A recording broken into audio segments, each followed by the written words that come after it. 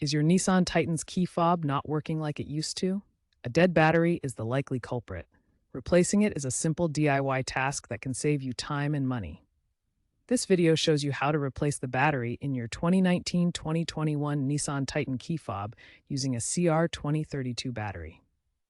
You'll need a small flathead screwdriver or a coin and a new CR2032 battery, available for around $5 to $10 online or at auto parts stores. Before you start, ground yourself by touching a metal surface to prevent static electricity damage to the fob's internal circuits.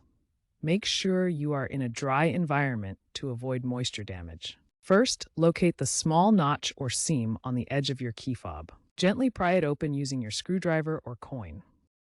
Once open, carefully remove the old CR2032 battery, noting the positive plus side facing up. Insert the new CR2032 battery with the positive plus side up. Snap the two halves of the fob back together, ensuring they are securely closed. Test the fob's functionality by locking and unlocking your doors.